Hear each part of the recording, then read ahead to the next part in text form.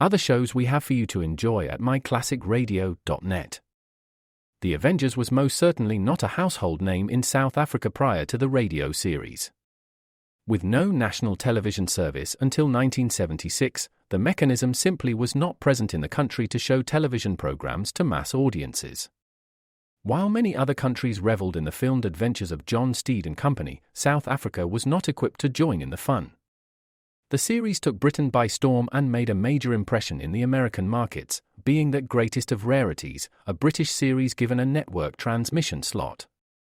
However, as a filmed series, rather than a videotaped one, The Avengers was able to gain a modicum of exposure in South Africa through film rentals. Come and listen at myclassicradio.net.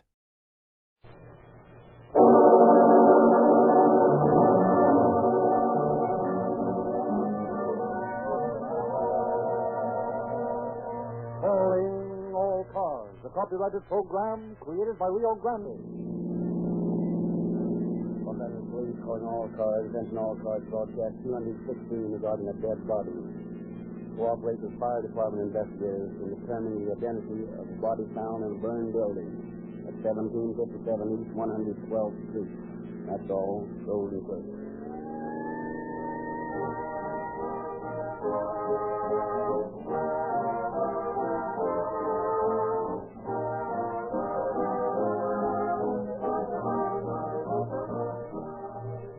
Did you ever hear a radio announcement selling gasoline that did not claim the generalities of faster starting, greater pickup, more power, smoother driving, and all the rest of the superlatives?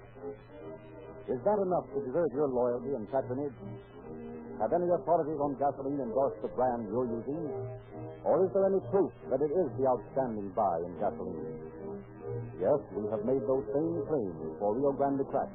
But remember, we have always gone a step further by presenting true and conclusive proof with facts.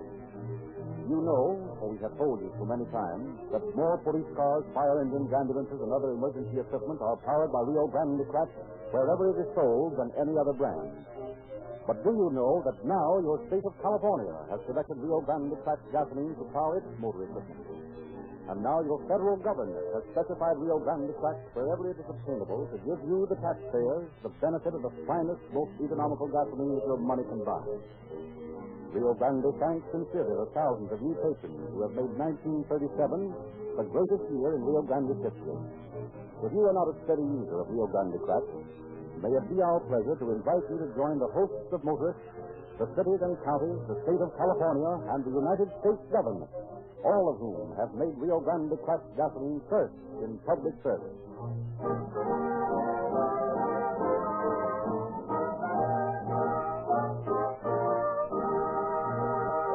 We are appreciative of the cooperation of law enforcement agencies in the presentation of this program, and have therefore asked Deputy Chief H.S. Figger of the Los Angeles Police Department to open our program. Chief Figger. Good evening. I've often been asked why police investigators were so eager to find a motive for a crime when the establishment of a motive was not always necessary in the prosecution of the case. The establishment of a motive for a crime sometimes makes the work of solving that crime much less difficult than it would otherwise be the case. In the story we are here to hear tonight, there was no apparent motive for a crime. And as a matter of fact, only the trained eyes of the fire department investigators were able to determine that a crime had been committed. Nevertheless, in this case, as in any crime, the perpetrator soon found that his crime did not pay.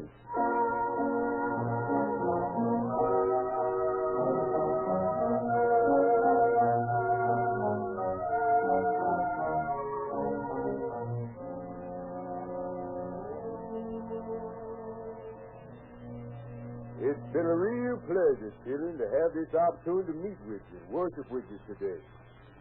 I'm going to ask you all to stand and sing my wife's favorite hymn, Swing Low, Sweet Chariot. Swing low, sweet chariot, coming for to carry me home.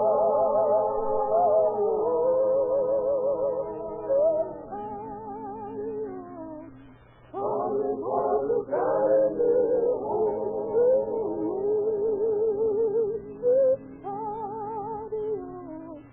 Coming for to carry me home.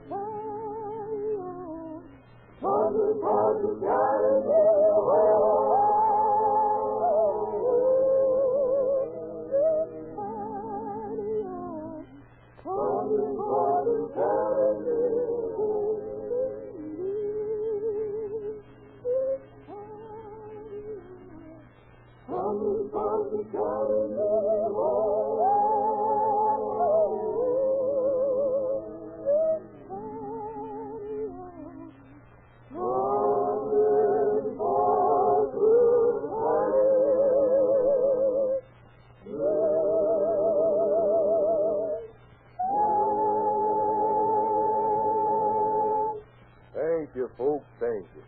I can understand now why Sister Louis liked that song so much. Well, it's been a glorious day being here with you. And I want you all to go forth with shining faces and hearts lifted to the Lord. Now may the Lord bless you and keep you, and make his face to shine upon you. That was a mighty fine message, Brother Louis. I don't know when I enjoyed the music so much. Thank you, Sister Ruby, thank you. That was a mighty fine thing you said about a belty, Brother Louis.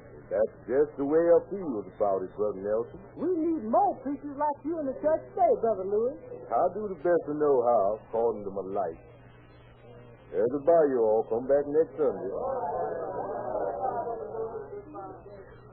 Powerful warm weather we've had for December. Yes, it is, Logan. How much was in the collection? Just a little over $6. Not very much. Well, you know, times is hard and folks can't give to the Lord like you used to. Never seemed to me like folks cared much whether they give to the Lord or not. Maybe that's why some of them's having so much trouble. Yeah, but you're faithful toiling in the vineyard, though, Winnie. I tried to do what I think the master would do if he was here. A Christian wife like you's a great comfort to a man. I hope so, Logan. I tried to be a good wife. And no man never had a better wife. Thank you, Logan. Well, it better be getting along. I gotta be up at 4. That won't give you much sleep, will it? No, not very much.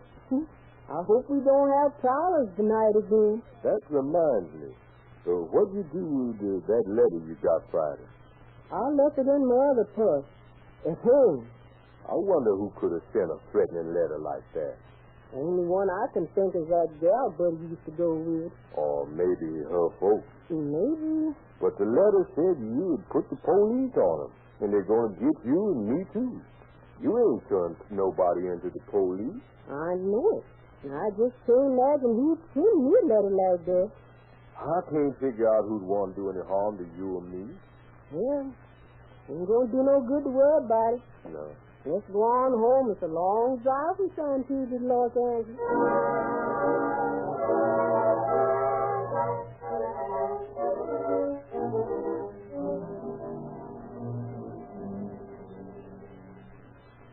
Evening, Captain.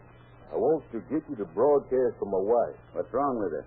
She's gone. How long's she been gone? Since this morning. Well, we can't broadcast for her, but we'll make out a missing person report on her. Well, why can't you broadcast for her? We have to wait 24 hours when the missing person is an adult. Yes, sir. I'll see. Now, if you'll give me a description of her, I'll have my men keep on the lookout for her. When did she leave home? Well, her cousin said he saw her about 9 o'clock this morning. She got on a streetcar close to our house. Yes? And he says she got off at 12th and Central. And she hadn't been seen since. Well, that doesn't mean anything's happened to her. She's probably gone to a show or something. Oh, no, sir. She wouldn't do that. Why, she never goes to shows or anything like that. Besides, that letter said... What letter? Well, she found a letter in the mailbox Friday that said somebody was going to get her and me, too. Well, don't worry about it. If she doesn't show up tonight, we'll get out a broadcast on her. Yes, sir. Thank you, Captain.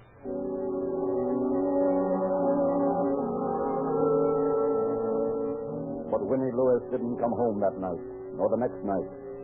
Then the hour of midnight crept nearer on the third night of her disappearance. Engine Company 65, Bain speaking. Got a fire at 1757 East 112th Street. 1757 East 112th Street, okay. 1757 East 112th Street. Okay.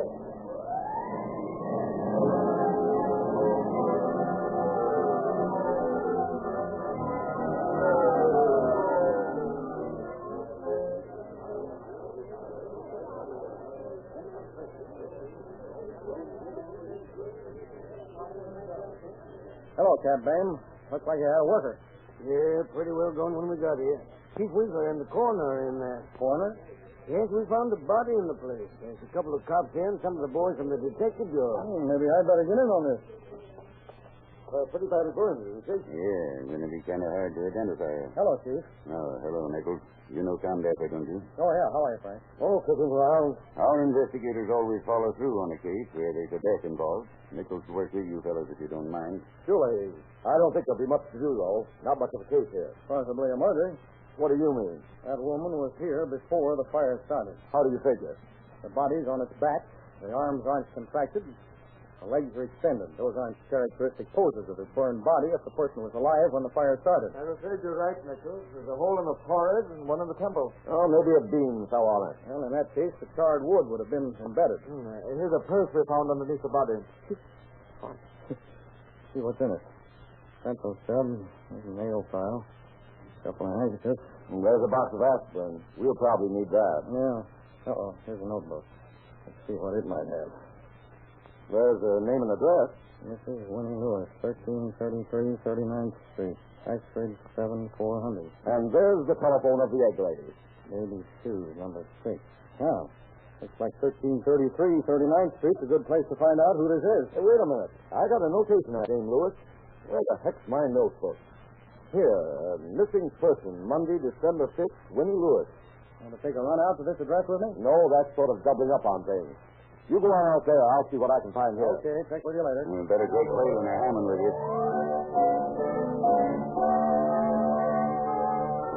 Leaving the police to follow their own lines of investigation, the arson squad investigators, Nichols and Whalen, proceed to run down clues to the crime. Doesn't seem to be anybody at home. Knock on the door. Maybe the bell's not working. What's the matter with you, Whalen? Can't you hear that bell? Oh, y'all looking for Brother Lewis? As a matter of fact, we're looking for Winnie Lewis. Where's that? Well, we just about figured that out. Yes, sir.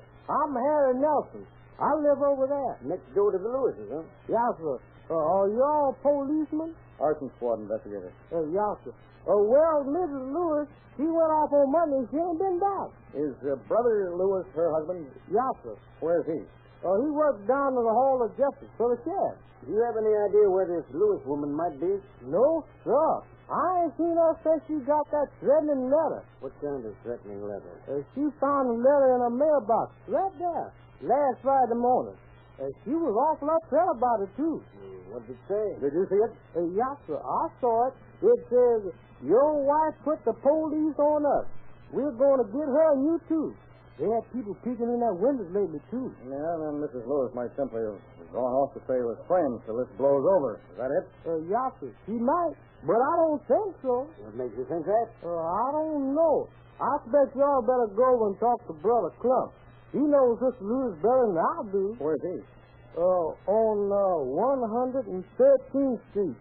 1674, I think it is. Well, we'll try that anyway. Thanks, Mr. Nelson. You've been very helpful. Oh, that's all right. Sister Winnie was a good woman. What does he mean? Was?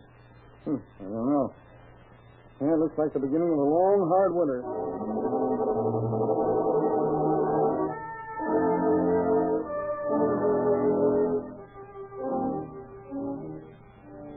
Good evening. We're looking for a Mr. Klopp. Mr. Clapp, what can I do for you gentlemen? Do you know a Mrs. Winnie Lewis? Very well. Won't you gentlemen come in? Thank you. Mr. Klopp, may I ask your occupation, that is, what you do? Well, I'm a minister of the gospel. I have a little church at 1757 East 120th Street. 1757, did you say? Oh, yes, sir. Why? Did you know there was a fire over there at about 11:30? Oh, mercy me, no. Oh, was it the church? No, just a little shack back of the church. Thank the Lord. We just built our little church. We used to hold services in the little building on the back of the lot. Was that shack locked up, Mr. Clark? Why, I'm sure it was. However, the key's always lying on the side of the altar in the church.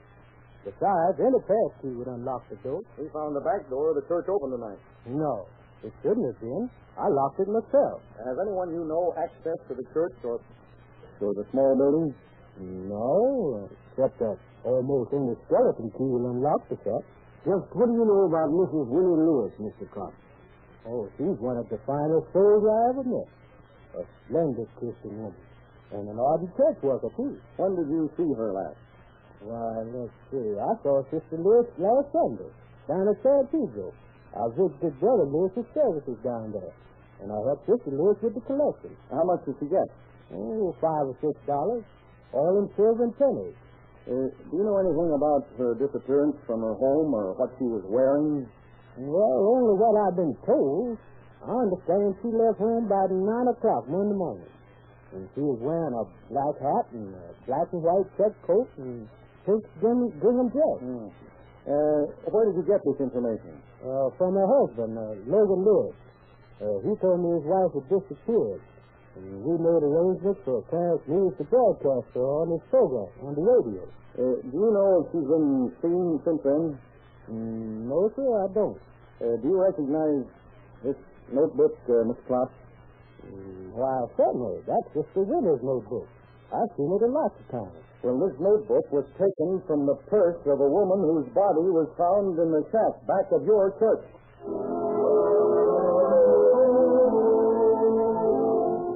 Some additional information secured from the pastor of the church, the investigators began a round of questioning of relatives of the missing woman.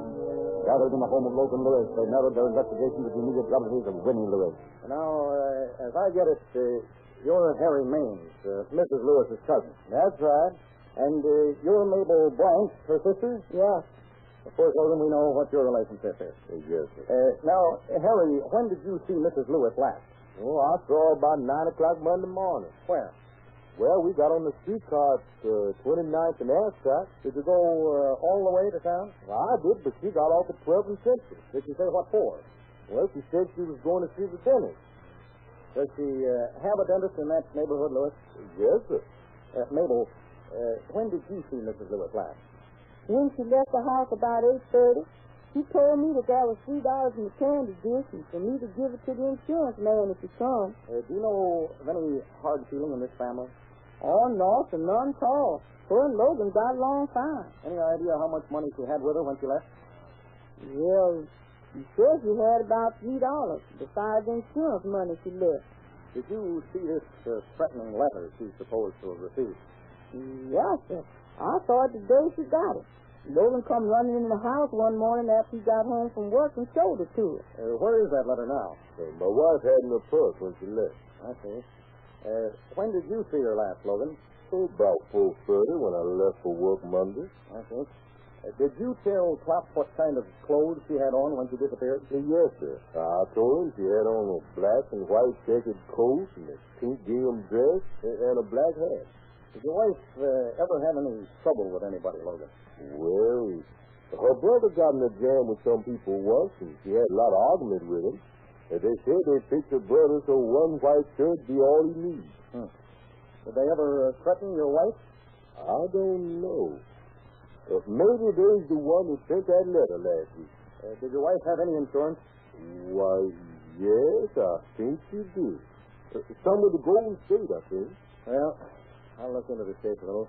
I'll let you hear from me later. Well, I'll be here. Or you can find me at the Hall of Records where I work.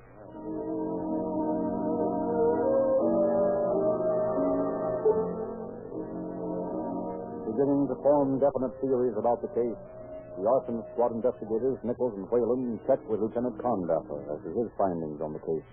Condaffer, I wish you'd pick Logan Lewis and bring him down here. We want to ask him some questions away from the family. Okay. Oh, by the way, here's a Stilson wrench you found out in the burned building. Look, Nichols, that's burned cloth cleaning of that wrench. Yeah, looks like it. And here's a piece of hat we found out there. Piece of fur. Looks like it might be a piece of fur collar from the woman's coat. They had a test run on it yet? Yes, Pinker says there's blood on the hat and on the fur. Did you find this stuff near the body? No, it was another part of the shack. Then she was murdered before she was put in that building. Yeah, it looks that way. Homicide? Condaffer speaking. Of course, you don't know me, but I know something about that Willie Lewis kid. Good. You want to come down here and tell us about it? Sure, I'll be down there and have an eye. That was a guy who has some dope in this case. Ryan and I'll pick up Lewis. You fellas wait here for this new man. We'll try to get to the bottom of this. Okay.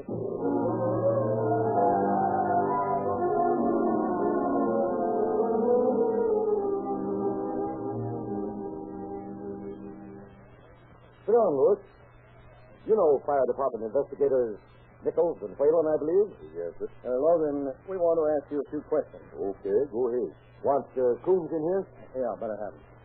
Now, Logan, you told us your wife had on a pink gingham dress when she disappeared, didn't you? Yes, sir. How do you know? I saw with it on. Monday? Yes, sir, Monday. You told us out at your house that you went to work at 4:30 Monday morning. Is that right? Yes, sir. Where was your wife when you left? She was still in bed. She had a headache. Was she wearing the gingham dress while she was still in bed? Well, you see it. Well, Coons, Nichols. Hello, Brother Lewis. howdy, Brother Coon. You know this man? Sure I do. When did you see him last? Monday morning, about 9:30, out on Compton, close to Nadu Street. Was he alone? No, so Sister Winnie was with him. Is this true, Lewis? Well, sure it's true. I had Ruth Jones with me in my truck. We saw Brother and Sister Lewis driving out of Compton. And I said to you, there goes Brother Lewis and Sister Lewis. Then that night we went to a play down at the church. And I heard that Sister Winnie had been missing all day. So I said, you're crazy. Why, I saw her and Brother Lewis this morning. Do you know this man Lewis very well, Mr. Coons? Oh, sure do. It goes to his church. Why, just a couple of months ago, I lent him my Stilson to fix some pipes out at the church. You lent him a Stilson wrench 2 months ago? Sure. Did he return it? Not yet. Take a look at that wrench on the table over there. Don't touch it. Is that the one? Yep, that's the same wrench. Thank you, Mr. Coons. You've been very helpful. Well, anytime I can do anything, let me know.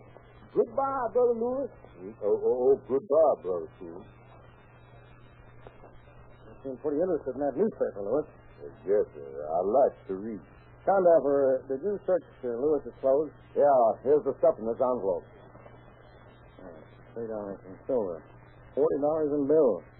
Hey, here's a card. I checked on the address on that card. Ryan is out looking for a girl, the one whose name's on the card. The woman in the case, huh? Looks that way. Ryan ought to be back in a minute. Logan, do you think you can put that paper down long enough to answer some questions? Sure, Mr. Nichols. Whose phone number is this on this card? Let me see. That. Well, I don't exactly remember where I did get that card. It's the address of a dance band. Are you in the habit of frequenting such places? Oh, no, sir. I ain't never been to no place like that. Here's that girl, Condapper. Her name is Billy Jones. Come in, Miss Jones. Do you know this man? Sure. He's Logan Lewis. I've been out with him lots of times. How are you, Sugar? Hi. What's the matter, Sugar? Ain't you glad to see me? Sure. I'm glad to see you. You look like it. You say you've been out with this man? Sure, lots of times. Did you write this on this card? Please don't, Billy? Yeah, I wrote it. What does it mean? It means don't call me after 9 o'clock. Is anybody supposed to get that from these 2 words on here? Well, Logan knows what it meant. I told him when I gave him the card. Where was that? In the dance hall where I work. When was the last time you were with Lewis? I ain't been out with him from now until a month. I saw him Wednesday morning, though, when he was buying a new rug for his car. Yep, that rug, Whalen. And how his car's right outside. Billy, did you know this man was married? Sure, but he said his wife was sick. So she wouldn't let him live long, didn't she, Logan? You'll have to excuse Logan. He's busy reading the funnies. Did he say how he knew his wife wasn't going to live long? No, sir, he never said.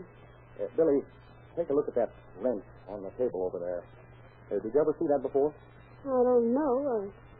I saw one about that size in Logan's car once. Thanks, Billy. That'll be all. We'll call you if we need it. What's the matter, Logan? Lost interest in the paper? No. Why don't you go on reading? Ain't nothing to read. Lewis, did you kill your wife? No. Why did you kill her? I never killed her. Oh, yes, you did.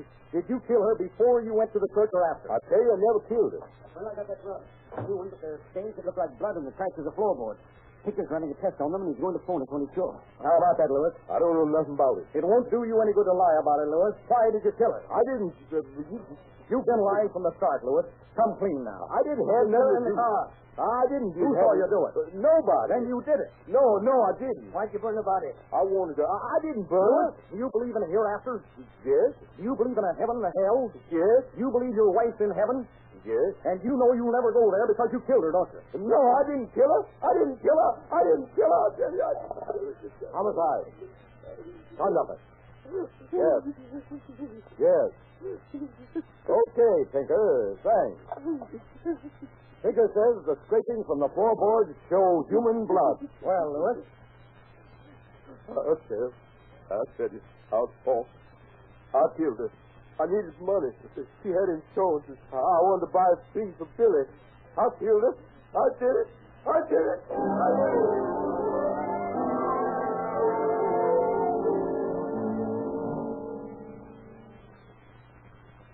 Brethren, we gathered together this morning to lift our hearts in worship. We're grateful to the warden of this prison for allowing us to form our own little congregation. And we're also grateful to the warden for being our guest this morning. And as a special gesture, we'd like to sing your favorite hymn, Warden. Well, Lewis, my favorite is one of your own spirituals, Swing Low Sweet Chariot. Well, Warden, we'll sing it for you. Brethren, let's sing. Swing low, sweet chariot, come down the Galilee, oh, swing low, sweet chariot, come down the Galilee, oh, swing low, sweet chariot, come down the Galilee, oh,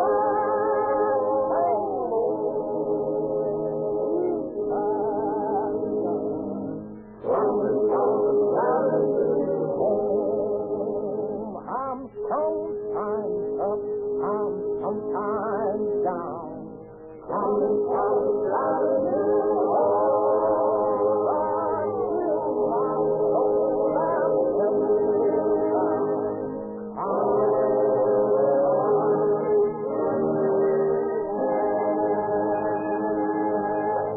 You are going to spend over $100 this year on gasoline if you are an average motorist. Some of you will spend over $200. Why not be guided by the United States government, the state of California, and the many, many cities and counties who specify Rio Grande cracked gasoline to power their automotive equipment? Visit the nearest red and white Rio Grande station. Take aboard a tankful of Rio Grande cracked and learn for yourself what it is that has brought to this truly finer gasoline the most eminently deserved and the most envied recommendations ever accorded any gasoline. The great multitude of local, state, and national authorities who swear allegiance to this matchless gasoline can't be wrong. You will learn just how right they are tomorrow morning when you wheel into Rio Grande's red and white station in your neighborhood and drive out with your tank filled with Rio Grande cracked. The gasoline that will give your car the same emergency performance that has won enthusiastic acceptance wherever sold. And now, Deputy Chief Figure. Logan Lewis, who was condemned by his own people, was, with their help, found guilty in Superior Court and sentenced to life imprisonment. He thought he had committed a perfect crime, but he failed to collect. His crime did not pay. Thank you, Chief Figure.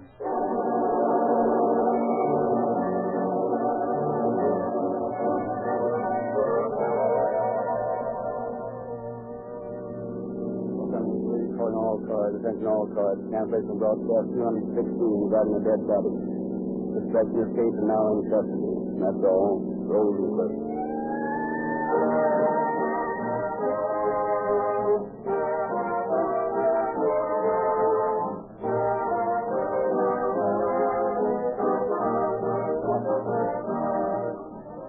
This is your narrator, Frederick Lindsley, bidding you good night for Rio Grande.